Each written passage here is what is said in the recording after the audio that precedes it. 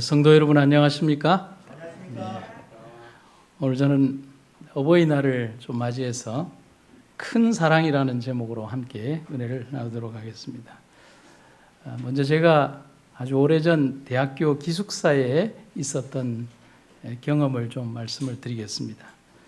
예전 대학교 기숙사는 지금과 달리 모든 것이 불편했습니다. 물론 그때는 그렇게 불편한 줄 모르고 살았습니다.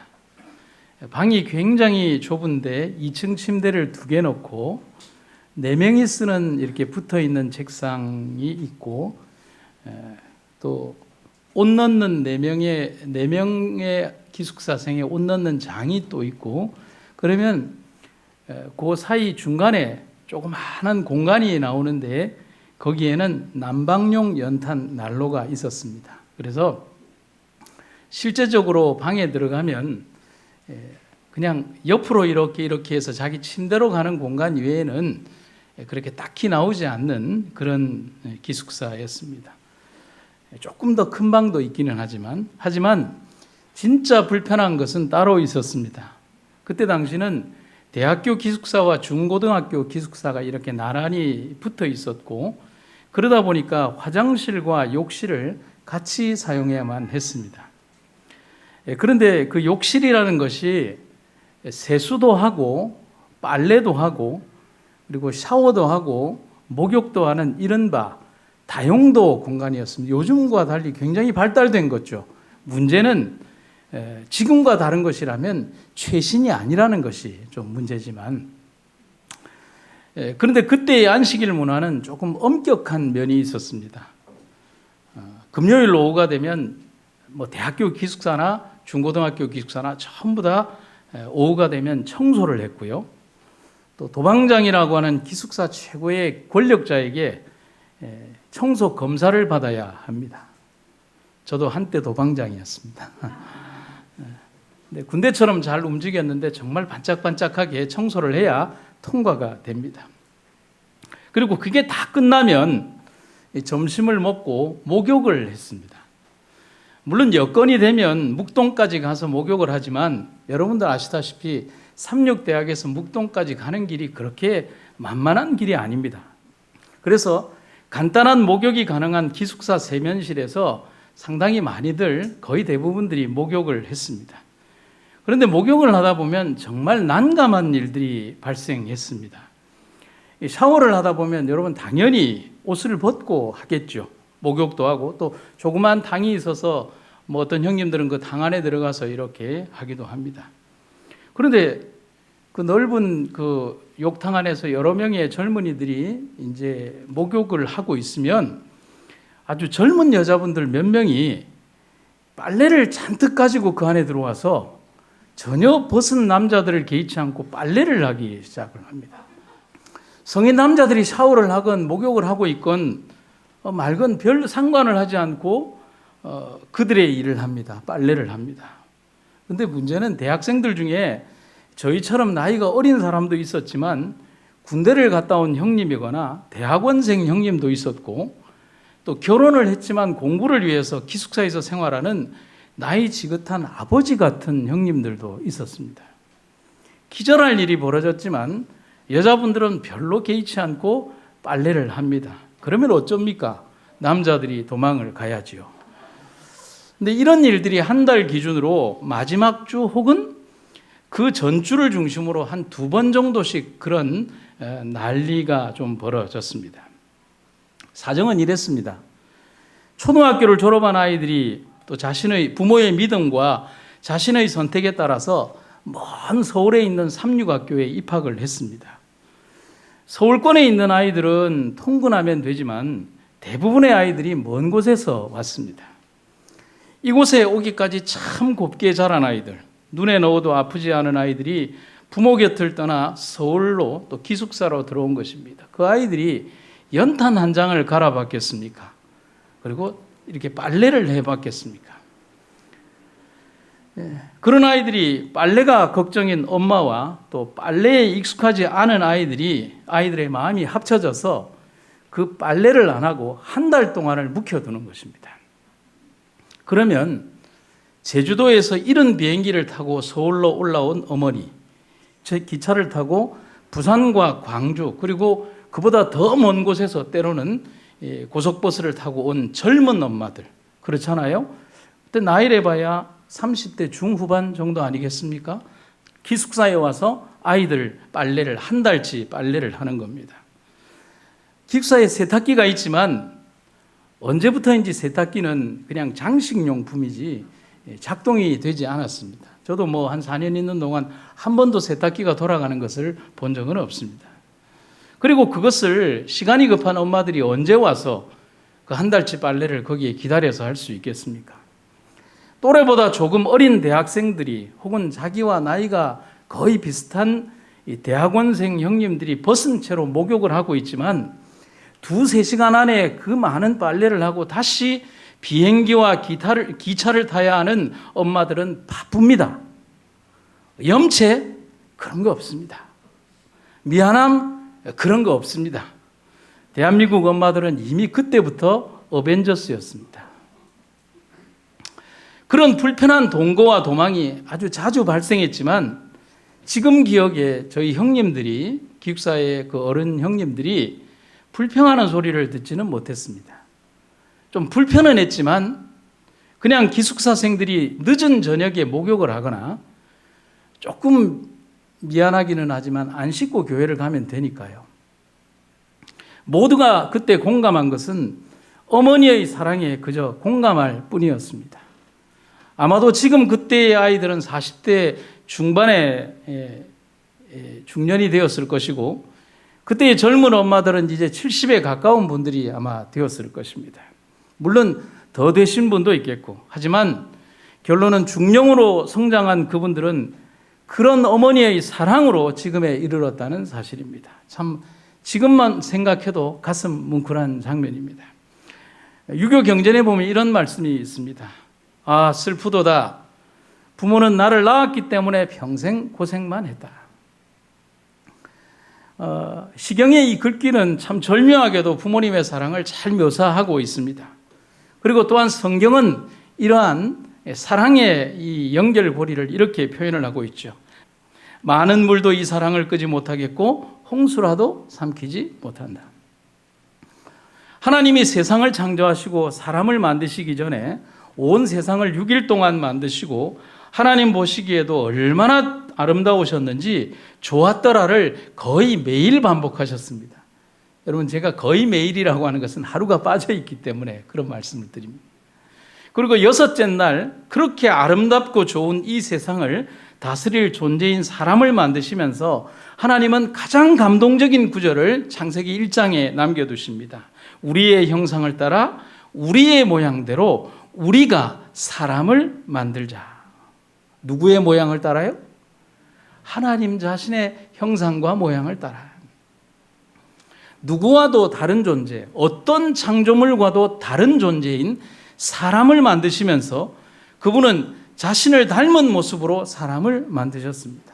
여러분, 그 외형만 닮은 존재를 만드시기를 원하셨겠습니까? 아니죠. 그의 내면과 그의 가슴과 마음에 하나님의 마음을 닮은 존재들을 만드셨는데 사람이라는 것입니다. 그래서 헬라말로 사람을 안트로포스라고 하는데 뜻이 뭐냐면 머리를 들어 위를 쳐다보는 존재라고 하는 것입니다. 참 절묘한 뜻이 아닐 수 없습니다. 그런데 성경의 기록을 보면 그뿐이 아닙니다. 창세기 2장에 보면 하나님이 땅의 흙으로 사람을 빚으시고 그 사람의 코에 생명의 숨을 불어넣으셨다. 그러자 사람이 살아 움직이는 생명체가 되었다. 어떻게 해요? 창조주가 직접 빚은 사람의 형상에 창조주의 입술이 진흙으로 빚은 사람의 코에 입을 맞추고 호흡을 불어넣으신 것입니다. 그리고 난 후에 그는 산 존재, 생명 있는 사람이 된 것입니다. 여러분 상상을 한번 해보시죠. 그 호흡이 불어넣어질 때 여러분 호흡만 들어갔을까요? 아니죠. 하나님의 마음이 그 호흡을 통하여 이렇게 진흙덩어리였던 그 존재가 사람으로 바뀌기 시작할 때, 생명체로 바뀌기 시작할 때 당신 가슴에 있는 가장 뜨거운 사랑의 마음이 인간에게로 그대로 전이 되었다는 사실이죠. 그것을 시편 기자는 이렇게 말씀하십니다. 주께서 사람의 마음을 지으셨다. 저는 이 글귀가 창세기 2장에 있는 그 하나님께서 흙으로 사람을 지으시고 그 코에 생기를 불어넣으실 때와 연결되는 구절이라고 말씀드릴 수가 있겠습니다. 그것이 계명이고 도덕률입니다. 그 마음에 하나님은 인류와 우주를 향한 당신의 사랑을 그대로 옮겨주셨습니다. 그래서 사랑은 학습하지 않잖아요. 모성애는 어디 가서 배우는 게 아닙니다. 그 모든 것들은 우리가 나면서 태어나면서 인간관계 속에서 우주의 원리 속에서 그냥 그 존재 자체 속에서 자기가 가지고 태어나는 것입니다. 하나님은 자연스럽게 생명이 존재하는 순간부터 그것을 알게 하셨습니다. 그런데 그냥은 아닙니다. 정말 그 사랑을 진짜 깨닫게 하는 것은 조금 더 있어야 하는데, 자라고 성장해서 그가 누군가를 위해 희생하고 사랑하는 일을 위해 죽을 선택도 할 수 있는 사람이 될 때 진짜 하나님의 사랑을 깨닫게 된다는 사실입니다. 그 마음이 어머니의 마음입니다. 그리고 그 사랑이 아버지의 사랑입니다. 1962년 2월에 여수의 한 조그만 국민학교에서 13살짜리 딸과 그의 어머니가 졸업식을 하면서 대성통곡을 하는데, 어머니는 무슨 상을 받았냐면 그때 당시에 대통령으로부터 장한 어머니상을 받았고요. 딸은 6년 개근상을 받았습니다. 모녀는 여수에서 8km나 떨어진 가장도라는 섬에 살았습니다. 60년대 가장도 주민은 섬문화유산 답사기라고 하는 책에 보면 3가정이 살았고 주민 전체가 20명밖에 안 됐습니다. 그리고 작은 통통배도 들어가지 못하는 그런 항구가 정박할 수 있는 곳이 없는 그런 외딴 섬이었습니다. 그래서 섬 사람들은 장을 보거나 또 다른 이런 여러 가지 볼 일이 있으면 나룻배를 직접 저어서 육지를 건너가는 수밖에 없습니다. 여러분, 바닷길 8km를 이렇게 노를 저어서 간다고 생각을 하면 상당한 시간이 걸립니다. 게다가 학교는 나룻배가 멈추는 국동이라는 곳에 있는 것이 아니라 거기에서 다시 몇 킬로를 들어가는 시내에 있었습니다. 사정이 이렇다 보니까 가장도 부모들은 아이들이 자라도 학교에 보낼 엄두를 내지 못했습니다. 또 이런 사정에 당시 가장도에서 교육을 받은 사람은 단 한 사람도 없었습니다. 초등학교 졸업도 말입니다. 게다가 여러분, 이때가 50년대 중반 60년대 초니까 가장도뿐만이 아니라 육지 사람들도 교육 못 받은 사람들이 수다할 때입니다. 그때 당시에 많은 사람들은 찢어지게 가난해서 아이들을 학교에 보내지 못하는 일들이 비일비재했던, 보릿고개를 힘들게 넘던 그런 시대였습니다. 그러나 이와 같은 악조건에도 불구하고 정숙현 씨의 어머니 박승희 씨는 비록 딸 자식이지만 장래를 위해 어떻게든 가르쳐야 한다고 마음먹었습니다. 그런데 제일 반대를 많이 한 사람이 아버지였습니다. 아버지는 이렇게 반대를 하죠. 학교에 보낸들 무슨 수로 매일 바닷길 20리를 왕래할까?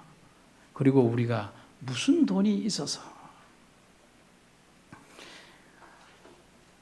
여기에 그분들의 수기에 보면 아버지의 반대를 이렇게 표현했습니다. 아버지의 지독한 반대에도 불구하고 어머니가 몰래 섬으로 가서 아이를 입학시켜버립니다. 2004년 7월 8일자 한국일보에 실린 딸 정숙현 씨의 회고 중에서 글귀가 있는데, 제목이 모정의 백길이라고 하는 글귀에 이런 내용의 글이 있습니다.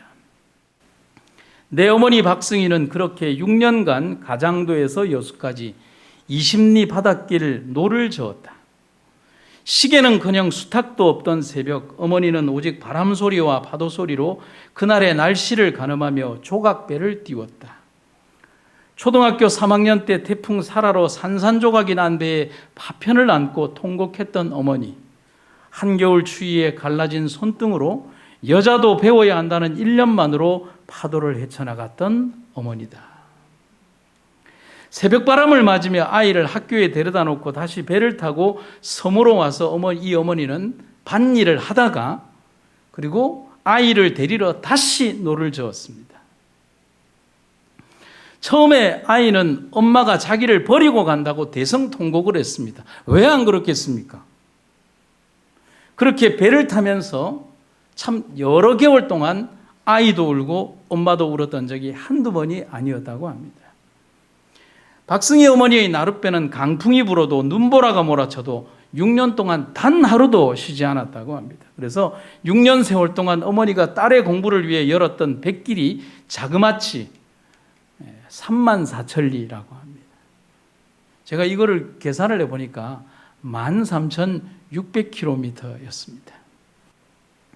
이 모녀의 이야기가 1963년 2월 14일자 한국일보 기사에 모정의 백길 34,000리라는 제목으로 알려졌고 그것이 그때 당시의 대통령에게 알려지고 이렇게 장한 어머니상을 받게 되었습니다. 여러분, 어머니의 이 사랑이 느껴지십니까? 탈무드의 격언이자 정채봉 류시화 시인의 책 제목 가운데 이런 책의 제목이 있습니다. 신은 모든 곳에 있을 수 없기에 어머니를 만들었다. 여러분, 아멘입니다. 하나님은 당신의 깊은 사랑을 어머니의 마음에 그대로 담아주셨습니다. 우리 하나님이 우리를 어떤 마음으로 사랑하시는지를 보여주시기 위해 어머니를 주셨고 우리가 어머니가 되게 하신 것입니다. 우리가 부모가 되게 하신 것입니다. 제가 언젠가 한번 보여드린 이 사진 설명을 다시 해드리면 휠체어를 탄 엄마와 보지 못하는 아빠 그리고 그들의 품에 아이를 안고서 너무 행복해하는 엄마의 모습이 사진에 어떤 작가의 사진 속에 담겨 있습니다. 제가 그러면서 무슨 생각을 했냐면 아가는 그들의 삶의 이유이자 삶 그 자체입니다. 그들에게 살아가는 삶이 아무리 힘들어도 힘들지 않을 이유가 되는 원인이 그 아이 속에 있다는 사실이죠. 하나님은 우리가 형성하는 관계, 그 중에서도 가족 관계 속에서 배움에서가 아닌 존재 자체에서 이미 습득된 마음으로 자식을 품고 사랑하게 하십니다. 그리고 무한한 사랑으로 품게 하십니다. 세상 누구에게서도 용서받을 수 없는 죄인이 있지만 어떤 죄라도 용서받을 수 있는 곳이 있다면 그것은 부모의 마음이라는 법정입니다. 하나님의 인류를 향해서 베푸신 희생과 사랑이 바로 그러한 마음입니다. 우리를 살리려 보내신 독생자 예수 그리스도를 고문하고 찢고 못으로 나무에 박을 때 하나님은 분노하시는 불로 인류를 태워버리실 수도 있으셨습니다. 하지만 하나님의 사랑이, 예수님의 사랑이 그것마저도 참게 하셨습니다. 그리고 말씀하십니다. 돌아오라고 말입니다. 우리를 향하여 마지막 순간까지 문을 닫지 않으시고 돌아오기를 바라는 아버지의 마음을 이 세상으로 나간 탕자들은 기억해야 합니다. 여러분, 제가 설교를 준비하면서 어떤 분이 쓰신 11개의 단락으로 나뉘은 글의 제목이 있었는데 그 글의 총 제목이 뭐냐면 당신은 엄마를 울게 했다는 제목의 글이 있었습니다. 그 11개의 단락 가운데 제가 2개의 단락만 여러분에게 좀 읽어드리겠습니다. 당신은 엄마를 울게 했다. 그것도 아주 많이. 엄마는 임신한 걸 듣는 순간에도 기뻐서 울었다. 또한 당신이 태어났을 때도 나를 부둥켜 안고 울었다. 엄마는 당신을 키우며 기뻐서 눈물을 흘렸고 또 걱정이 되어 눈물을 흘렸다. 당신을 너무나도 소중하게 생각하기에 우는 것이었다. 당신이 깨달았든 못 깨달았든 엄마는 당신의 고통과 행복을 감싸 안고 공유했다. 9번째 글입니다. 당신이 울 때마다 엄마의 마음은 무너졌다.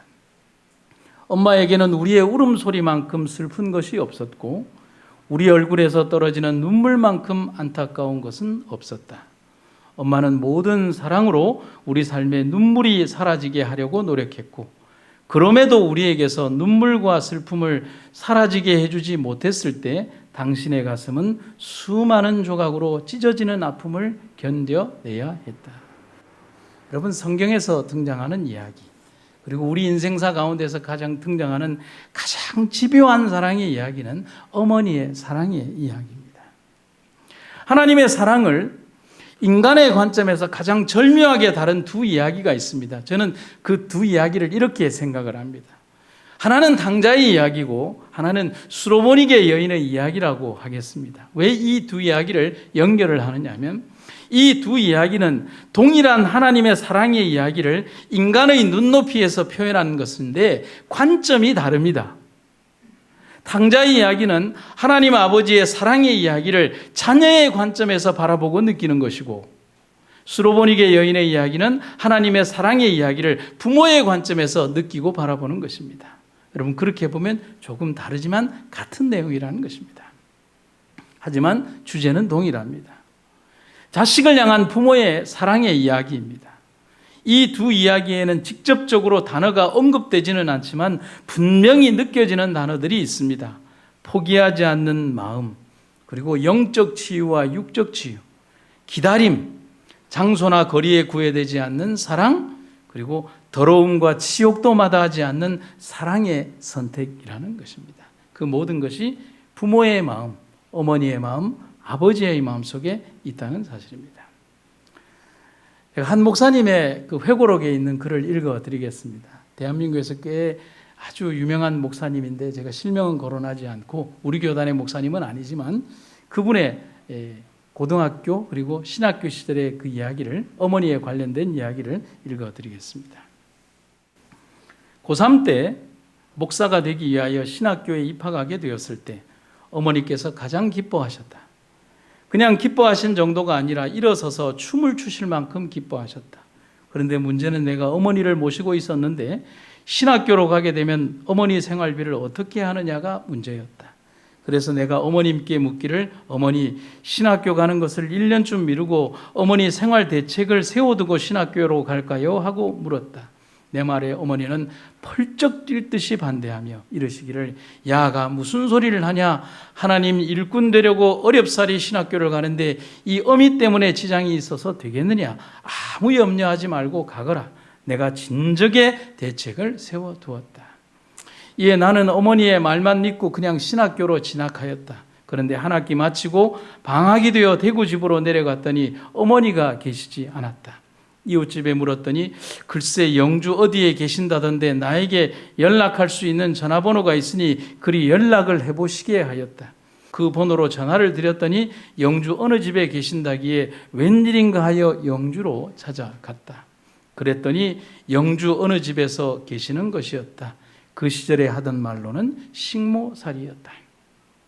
놀란다는 어머니께 말했다. 아니, 어머니께서 무슨 대책이 있으시다 하여 그 말만 믿고 신학교로 갔었는데 그 대책이라는 것이 식모살이였습니까? 당장 신학교 휴학하고 학교 교사직을 하더라도 어머니를 모시겠습니다. 어머니 오늘 당장 그만두시고 저와 함께 대구로 가십시다. 내 말에 어머니께서 조용한 음성으로 이렇게 말씀하셨다. 왜 그러느냐? 식모살이가 어때서 그러느냐? 일하니 건강해서 좋고 기도 생활하기 좋고 난 행복하게 지나고 있다. 비록 식모살이라도 나는 프라이드가 있다. 일하는 주인집 내 아들이 셋이나 있는데 내가 볼 때 그 셋 다 합쳐도 네 반도 안 되더라.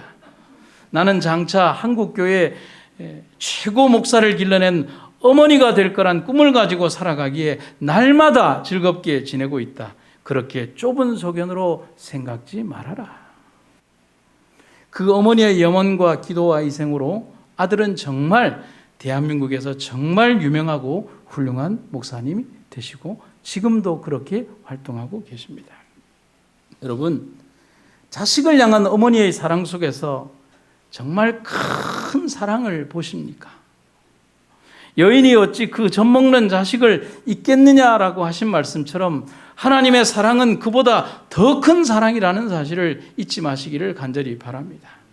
찬미가의 가사처럼 하나님 사랑은 저 바닷물을 먹물 삼고 하늘을 두루마리로 하나님 사랑을 기록해도 다 묘사할 수 없음을 우리는 잘 압니다. 에베소에 이렇게 기별이 있습니다. 긍휼이 풍성하신 하나님이 우리를 사랑하신 그 큰 사랑을 인하여 허물로 죽은 우리를 그리스도와 함께 살리셨고 우주의 영광을 버리고 치욕의 십자가를 스스로 지시기로 선택한 것은 가장 어리석은 선택입니다. 오죽하면 바울이 그 십자가를 이방인들이 보기에 미련한 것이라고까지 했겠습니까? 하지만 그런 무모함과 논리적이지 않고 계산이 맞지 않는 선택이 가능한 것은 오직 사랑 안에서만 가능하다는 사실인 것이죠. 여러분, 우리는 우리의 인생을 살아갑니다. 살아가며 아버지도 되고 어머니가 되면서 정말 배우는 것은 받았던 사랑입니다. 그리고 더 많이 살아가며 그제서야 주는 사랑을 배우게 됩니다. 우리는 인생의 중반기 40년 삶 대부분은 나를 위해 살지 않고 자식과 사랑하는 일을 위해서 살아야만 합니다. 누가 억지로 얽어매지는 않았지만 어깨와 목에 쥐어진 이 멍에와 사슬을 굳이 벗어버리지 않습니다. 오히려 내가 짊어진 가족과 자식을 위해 살아가면서 우리를 그렇게 사랑하시는 하나님을 알게 됩니다. 그 사랑이 바로 그분의 가슴에서 나왔기 때문입니다. 사랑하는 여러분, 오늘은 5월 8일 어버이날, 이 아름다운 날에 우리를 위해 피 흘리신 아버지 하나님의 가슴에 붉은빛 카네이션 하나를 바칩니다. 그리고 말합니다. 감사합니다. 사랑합니다. 라고 말입니다. 여러분, 제가 설교의 마지막 이야기로 제 어머니 이야기를 좀 하려고 합니다. 혹시 제가 언젠가 한번 드렸던 이야기라면 다시 한번 들어주시고 오늘 꼭 들려드리고 싶은 이야기라서 드립니다.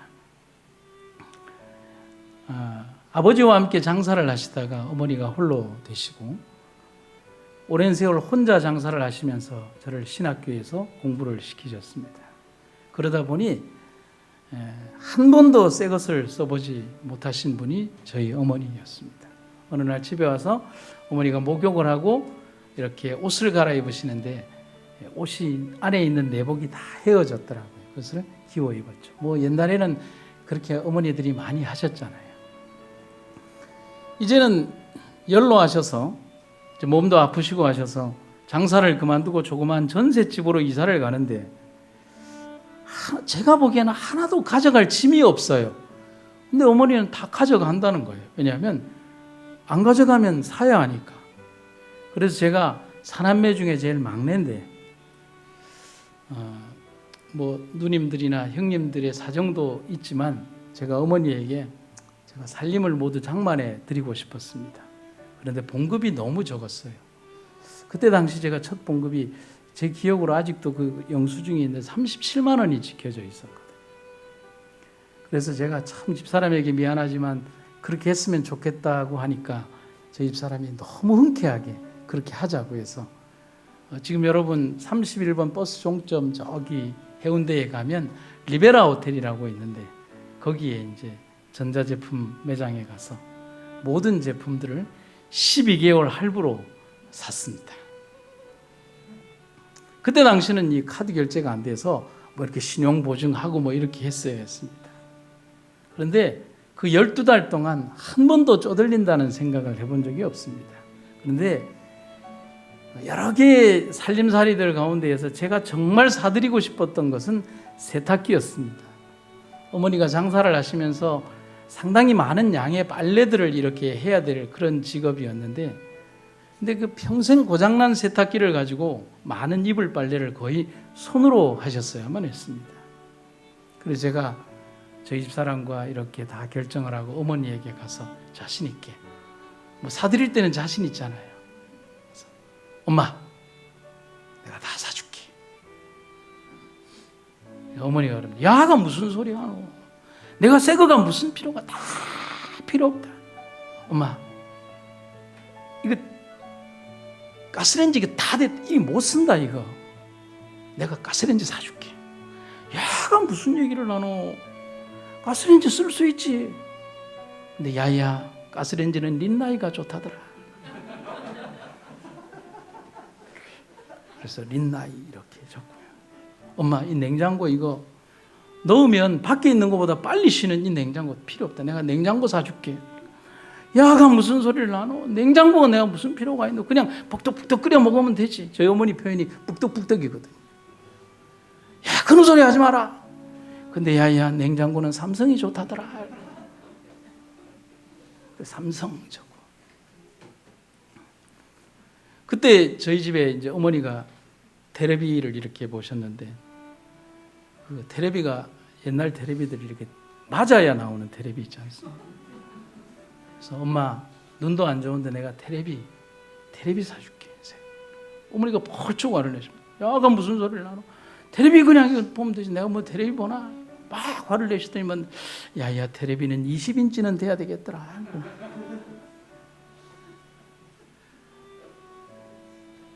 그리고 이제 제가 회심에 세탁기 얘기를, 엄마 이거 도대체 돌아가지도 않는 세탁기는 뭐하러 가지고 가려고 그러노? 내가 세탁기 사줄게. 어머니가 진짜 화를 내시면서, 야가 무슨 소리를 나노? 이불이고 뭐 다 필요 없다. 이제 내 혼자 사는데 뭐 그냥 하면 되지. 그래서 어머니가 하시는 말씀이, 야야, 이불 빨래를 하려면 세탁기가 5kg는 넘어야 되겠더라. 그래서 그때 당시에 제일 컸던 5kg 세탁기예요. 어머니의 바람대로 제가 썼던 노트에는 린나이 가스레인지, 냉장고는 삼성, TV는 20인치, 세탁기는 5kg. 그대로 어머니 새로 들어가는 전셋집에 그렇게 넣어드렸습니다. 그리고 이제 몇 주 뒤에 어머니가 잘 사용하고 계신지 이렇게 가보니까 가스레인지도 쓰시고, 냉장고에는 뭐 이렇게 저를 위해서 단술도 담아 놓으시고 그렇게 하셨습니다. 근데 제가 정말 보고 싶었던 것은 세탁기였습니다. 그런데 세탁기가 없어요. 세탁기를 분명히 설치를 하고 갔는데 세탁기가 거기 없는 거예요. 그래서 근데 없어진 집 치고는 어머니가 너무 태연한 거예요. 그래서 어머니에게 물어봤더니만 어머니가 기어 들어가는 목소리로 방에 있다. 세탁기가 방에 있을 일은 없잖아요. 근데 방에 들어가니까 없어요. 보니까 어머니가 이 바느질을 해서 세탁기에다가 옷을 입혀놨더라고요. 왜 그러시냐고. 어머니 왜 그러시냐고 그랬더니 이유가 있는데, 형님이 성공해서 새 집 사면 그때 쓰시겠다는 거예요. 그리고 안방에 모시고 커버까지 만들어서 모셔놨더라고요. 그런데 돌아가시기까지 한 번도 못 쓰셨어요. 그 다음에 교통사고로 돌아가셨으니까. 그래서 이 세탁기는 제게 큰 아픔이 되었지만, 그렇게 살아오신 세월의 깊이만큼 나를 사랑하시는 어머니를 뼈저리게 느끼게 만드는 것이 세탁기였습니다. 그리고 하나님이 얼마나 감사한지, 지나온 26년 세월 동안 나를 지독히도 사랑해 주시던 이런 고마운 분의 아들이 되게 해주신 것이 얼마나 감사한지. 26년을 엄마와 살고 이제 엄마 없이 제가 30년을 겨우 살았는데, 난 아직도 엄마의 사랑을 받고만 있습니다. 그 사랑이 하나님 안에서 왔으니까요. 그래서 저는 감히 오늘 제가 세상에서 제일 행복한 사람이라고 고백할 수 있습니다. 서양의 격언에는 이런 말이 있죠. 모든 어머니는 모세와 같다. 자신은 약속한 땅으로 들어가지 못하면서 자신의 아이는 들어가도록 준비한다.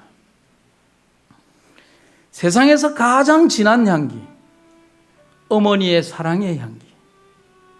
세상에서 가장 따뜻한 온기, 아버지의 따스한 온기. 그 온기와 사랑이 바로 하나님 안에서 시작되었습니다. 사랑하는 어머니와 아버지 된 여러분들, 또 누군가의 아들과 딸이었던 여러분들, 우리가 하나님의 사랑 안에서 이런 아름다운 관계 속에서 형성된 사람들임을 인해 하나님께 감사하는 하루가 되시기를 간절히 바랍니다. 오늘 행복한 하루 되십시오.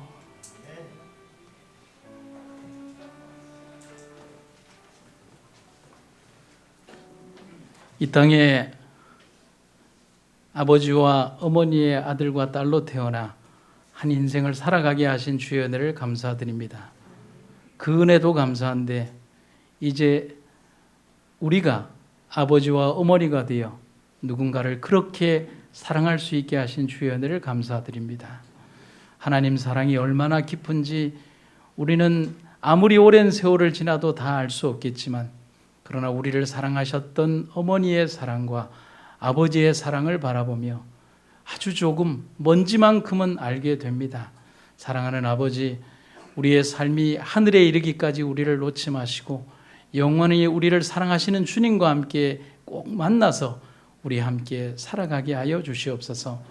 오늘 우리에게 주신 아름답고 행복한 안식일, 주님께서 세상의 모든 어머니와 아버지들에게 축복 주시기를 간절히 구하며 예수님 이름으로 기도드립니다. 아멘.